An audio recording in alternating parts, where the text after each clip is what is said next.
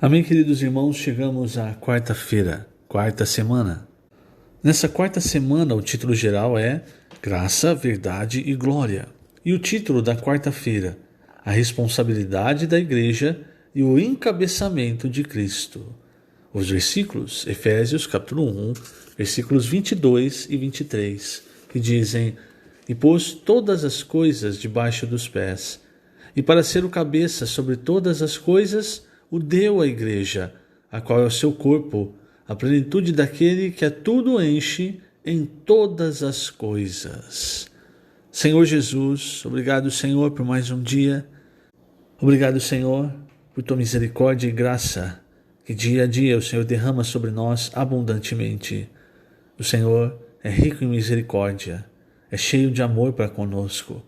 Por isso que motivou, que o levou à cruz, que fez suportar tanto sofrimento para salvar cada um de nós, para que hoje pudéssemos estar aqui recebendo a tua vida, a tua palavra, o teu Espírito. Nós te agradecemos, Senhor. Não podemos pagar nem perto disso o que o Senhor fez, mas nós queremos consagrar-nos a ti. Nós queremos ser encabeçados pelo Senhor. Nós queremos fazer a tua vontade, de acordo com aquilo que te agrada. Por isso, Senhor, revela-nos dia após dia a tua vontade. Mostra, Senhor, descortina o teu coração para nós e também nos dá um coração que seja uma boa terra, um coração que receba a tua palavra e frutifique, também levando a tua palavra a outros corações, expandindo a outras terras, levando o teu domínio, o teu reino para todos os lugares dessa terra, colocando todos os homens debaixo da tua autoridade. Senhor, esse é o desejo do nosso coração. Aperfeiçoa-nos a cada dia para que te sejamos úteis. E obrigado mais uma vez e por toda a eternidade. Nós vamos te agradecer, amado Senhor, por tudo que o Senhor fez, por tudo que o Senhor está fazendo e ainda por tudo que fará. Obrigado, Jesus é o nosso Senhor. Muito bem, queridos irmãos, o título desta quarta-feira, a responsabilidade da igreja e o encabeçamento de Cristo. Quando nós olhamos para Efésios, irmãos, principalmente o primeiro capítulo, começa ali com as bênçãos do Deus triuno. A bênção do Pai, com sua eleição, com sua escolha, antes da fundação do mundo, a sua predestinação, a bênção do Filho, que se tornou carne e passou por todo o sofrimento, por um viver humano perfeito e todo o sofrimento em morte de cruz, e também pelo Espírito que nos traz todas essas bênçãos, que nos traz tudo o que Deus é, tudo o que Ele fez, tudo o que Ele tem, que nos selou e que é o penhor da nossa herança. Então veja, aqui nós encontramos essas bênçãos do Deus Triuno. E quando nós estudamos Efésios, o Senhor nos mostrou que essas bênçãos são como o fluir do rio da graça, o fluir do rio da vida, lá do Éden. Lá no Éden, Satanás achou que havia fechado o caminho para Deus. Quando ele fez com que o homem, induziu ao homem, enganando, homem e mulher, fazendo-os comer da árvore proibida, ele achou, bom, agora está acabado, o homem não vai mais receber a vida de Deus. Ele focou simplesmente na árvore da vida, mas ele se esqueceu que do Éden saía um rio e que esse rio se repartia em 4 braços. E esse rio, irmãos, alcançou o homem novamente. Quando nós vamos para Deuteronômio, nós vemos que ali há uma figura do Deus triuno aplicada a esse rio. Então, o Pai é como um manancial profundo. O Filho é como as fontes que trazem o manancial, a água do manancial à superfície. E o Espírito é como os rios que distribuem por toda a terra essa água que estava lá no manancial profundo, inacessível para o homem. Então perceba que esse rio, irmãos, ele nos trouxe as bênçãos do Deus triuno. Agora, qual é o problema? O grande problema hoje no cristianismo é que muitos cristãos receberam essas bênçãos, mas não sabem o que fazer, não sabem o propósito disso. Então, se você continua lendo o trecho de Efésios, Paulo ele vai nos mostrar que as bênçãos, esse fluir do rio da vida, do rio da graça, é para que nós, irmãos, façamos a vontade de Deus, é para que a vontade de Deus seja realizada. E qual é a vontade de Deus? Versículos 9 e 10 mostram: desvendando-nos o mistério da sua vontade, segundo o seu beneplácito que propusera em Cristo. Quer dizer, segundo o bom prazer que Deus, o Pai, propôs em Cristo, de fazer convergir nele. Então essa palavra convergir, em grego, a melhor tradução seria encabeçar. De fazer encabeçar nele, em Cristo, na dispensação da plenitude dos tempos, todas as coisas, tanto as do céu como as da terra. O que quer dizer isso? Quando ele fala na dispensação da plenitude dos tempos, quer dizer, o tempo, irmãos, ele está aqui, ele existe para que a vontade de Deus seja feita, para que Cristo encabece todas as coisas, tanto as do céu quanto as da terra. Quando isso acontecer plenamente, irmãos, aí não precisa mais do tempo, aí entra a Nova Jerusalém, a eternidade. Por isso, até a dispensação, até a plenitude dos tempos, até o final dos tempos, isso vai ocorrer. E aí você continua lendo o primeiro capítulo de Efésios, e quando você chega ali no final, você percebe que a maneira que Deus escolheu, lembre-se, veja, isso é importante, Deus, ele faz as coisas, a sua vontade, aquilo que lhe dá prazer. E tudo o que dá prazer para Deus envolve Cristo. Se, por exemplo, nós estamos servindo sem Cristo, sem estar no Espírito, sem estar no fluir desse rio, nós estamos servindo de uma maneira, pode até ser eficaz, você pode até parece que está fazendo um bom serviço a Deus, mas não é reconhecido por Deus, porque o que dá prazer a Deus é o encabeçamento de Cristo, irmãos. Isso é para a nossa vida, isso tem que ficar muito claro. Então, aqui, qual é a maneira que Deus vai fazer com que Cristo encabece todas as coisas? A maneira que dá prazer a Deus é fazendo com que Cristo encabece primeiramente a igreja. Então, Cristo passou por tudo que ele passou, ele se encarnou, ele viveu como um homem, teve um viver perfeito, ele morreu, ele ressuscitou e ascendeu.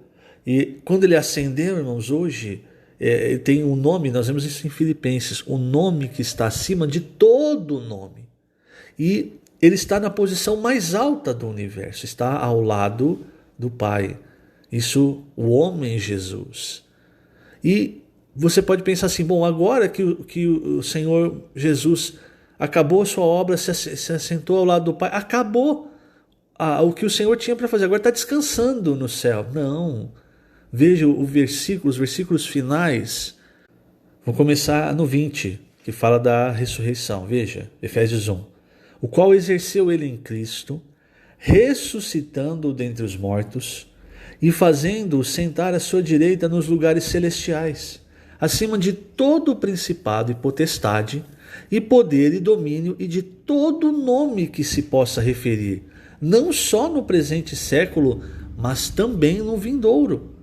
E pôs todas as coisas debaixo dos pés. Então, o capítulo 1 poderia acabar aqui. Veja, agora, não acaba aqui. Por quê? Porque aí, irmãos, entra a missão que o Pai deu para o Filho, não acabou. Não era só a missão da redenção, mas da edificação da igreja, que inclui o encabeçamento. Por isso, o versículo 22 e o 23 dizem: pôs todas as coisas debaixo dos pés e para ser o cabeça sobre todas as coisas, o deu à igreja, a qual é o seu corpo, a plenitude daquele que a tudo enche em todas as coisas. Então, o que quer dizer? Quer dizer que ele deu Cristo à igreja como o cabeça. E a igreja, irmãos, ela é o corpo de Cristo, que é a plenitude daquele que a tudo enche em todas as coisas. Então, quer dizer, quando Cristo encher a igreja, quer dizer que ele submeteu completamente a igreja à obediência, à sua autoridade, ao seu encabeçamento. É aí, irmãos, que todas as coisas vão ser encabeçadas, vão ser enchidas de Cristo. E quando nós falamos de encher de Cristo, não estamos falando de encher da vida, da eternidade. Porque na Nova Jerusalém não vai mais ter morte. porque tudo vai ser cheio de Cristo. Agora, hoje, irmãos, nós precisamos lembrar da nossa condição. A nossa condição, Paulo começa a falar no capítulo 2 de Efésios. Ele fala que Cristo nos deu vida. Versículo 1, estando nós mortos nos nossos delitos e pecados. Eu vou fazer diferente, eu vou ler esses versículos, mas eu vou ler na página 61, o segundo parágrafo. Por quê? Por que Paulo mostra isso para nós? Porque isso que ele vai falar, esse espírito que atua nos filhos da desobediência, irmãos, ele ainda pode atuar em nós se nós não nos submetemos ao Senhor, à palavra. E para que haja um encabeçamento, precisa haver total submissão. E isso começa pela igreja. Agora, quando você olha a igreja hoje, a igreja universal, no sentido de todas as igrejas, o corpo de Cristo, todo o mundo, o que você percebe? Você percebe que há mais insubmissão ou que há mais submissão? O evangelho da graça, irmãos, ele nos coloca no reino, mas é o evangelho do reino que nos faz viver o reino, viver uma vida submissa, encabeçada por Cristo. Então, não basta apenas que o evangelho da graça seja pregado, no sentido de que as pessoas sejam salvas e possam viver do jeito que elas acham. Eu vou continuar sendo cabeça, eu vou continuar tendo as escolhas, a diferença, o que mudou é só que eu sou salvo. É o evangelho da graça só, que já é, irmãos, lógico, grande coisa. Pelo menos o evangelho da graça nós precisamos levar para as pessoas. Mas o ponto é, para que venha ao fim, o primordial é o evangelho do reino, porque o evangelho do reino coloca o homem debaixo da autoridade, vivendo a vida do reino dos céus. Muito bem, página 61, segundo parágrafo. A situação lamentável em que nos encontrávamos está descrita em Efésios 2. Eu vou ler os versículos de 1 a 3. Ele vos deu vida, estando vós mortos nos vossos delitos e pecados, nos quais andastes outrora, segundo o curso deste mundo, segundo o príncipe da potestade do ar, do espírito que agora atua nos filhos da desobediência, entre os quais também todos nós andamos outrora, segundo as inclinações da nossa carne, fazendo a vontade da carne e dos pensamentos, e éramos por natureza filhos da ira, como também os demais. A dificuldade do homem em permitir ser encabeçado por Cristo está justamente em sua resistência em obedecer a Deus, pois a humanidade é influenciada por um espírito que atua sobre todos os que são desobedientes. Quem permanecer na desobediência será achado entre os filhos da ira. O que isso quer dizer, irmãos? Veja, quantos de nós, ainda mesmo como cristãos, não somos influenciados ainda pelas coisas do mundo? Seja pelas coisas lícitas, às vezes você quer melhorar de vida e você se entrega tanto a isso que Deus fica em segundo plano. Não seja tão inocente. Todas essas coisas, irmão, há um espírito, uma potestade por trás. O encabeçamento de Cristo na nossa vida, ele nos livra, irmãos, do poder dessas potestades, desses principados que atuam no mundo. Por quê? Porque Cristo, ele está acima de tudo isso. Mas quando eu decido que eu vou ter a minha própria vida, eu vou fazer as escolhas, não ache que é você que vai fazer a escolha. Você passa a ser influenciado pelas coisas desse mundo. Veja, note que o final do versículo 3, aqui de Efésios 2, fala do Espírito, não é? Do Espírito que atua nos filhos da desobediência, entre os quais nós também andávamos. E ele diz assim, segundo as inclinações da nossa carne, fazendo a vontade da carne e dos pensamentos. Quer dizer, você faz a vontade da carne, você faz aquilo que dá na sua cabeça. Não seja enganado. Não está fazendo aquilo que está na sua cabeça, você está sendo influenciado por esses principados, por essas potestades que armaram esse mundo para exatamente nos manter debaixo do império das trevas. Nós já saímos, irmãos, isso é triste, porque nós saímos, mas muitos cristãos voltam. Então, objetivamente, aí vem de novo, né, aquela história do objetivo, a verdade objetiva e a verdade subjetiva. Objetivamente, nós já fomos santificados, fomos separados do mundo. Mas subjetivamente, na parte da experiência, muitos cristãos voltam para o mundo como o filho pródigo fez, achando que a vida ali é melhor. Mas quando a luz brilha, irmãos, ele vê que tudo aquilo ali é como comer a comida de porcos, que o melhor lugar nesse mundo é na casa do Pai. Agora, para que nós, irmãos, não precisemos ter a experiência do filho pródigo, nós precisamos todos os dias da palavra e ser obedientes, sendo encabeçados por Cristo. Porque assim, onde nós vamos estar? Onde é a casa do Pai? A casa do Pai é no terceiro céu, nós vamos estar acima, sem influência dos principados, das potestades, dos poderes, dos dominadores desse mundo. E aquilo que nós pensamos, o objetivo da nossa vida, ele é guiado por Deus, pelo Espírito, pela palavra. Veja, irmãos, essa é a diferença. Então você começa a perceber, se na sua vida você ainda faz todas as escolhas, você é o dono de si mesmo, você pondera não na palavra, não orando, não seguindo a direção do Espírito, mas você pondera por aquilo que você acha que é melhor. Você é o cabeça da sua família, da sua casa. Desculpe dizer isso para você, querido irmão, querida irmã.